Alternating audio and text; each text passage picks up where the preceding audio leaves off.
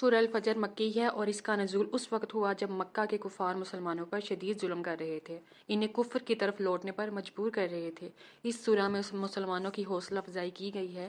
اللہ تعالیٰ نے ابتدا میں فجر کی 10 راتوں کی جفت اور طاق کی اور گزرنے والے رات کی قسم کھائی۔ ان چیزوں میں اللہ کی قدرت کی نشانیاں ہیں جو عقل مندوں کے لیے آخرت کے قیام اور حساب کی دلیل ہیں۔ پھر اللہ نے عاد کی تباہی کا ذکر کیا جو ارم ذات العماد تھے، بڑی طاقتور اور بلند عمارتیں بنانے والے، لیکن سرکشی کی وجہ سے ہلاک ہوئے۔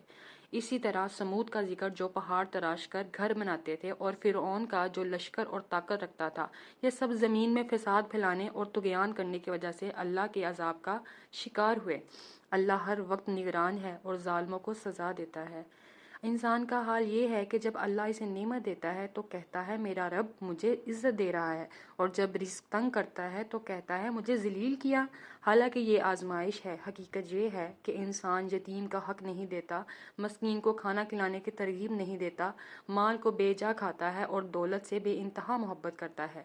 قیامت کے دن جب زمین کو کچلا جائے گا، اللہ کا حکم آئے گا اور جہنم لائی جائے گی، تب انسان کو یاد آئے گا لیکن فائدہ نہ ہوگا۔ وہ پچھتائے گا کہ کاش دنیا میں نیک اعمال آگے بھیجتا۔ اسی دن اللہ کی سزا اور پکڑ سب سے سخت ہوگی۔ آخر میں اللہ نفس مطمئنہ کو خطاب کرتا ہے کہ اے مطمئن روح، اپنے رب کی طرف لوٹ آ تو اس سے راضی ہو، اور وہ تجھ سے راضی، میرے نیک بندوں میں داخل ہو جا اور میری جنت میں داخل ہو جا۔ یہ سورہ ظالموں کو عذاب کی وعید اور مومنوں کو جنت کی بشارت دیتی ہے۔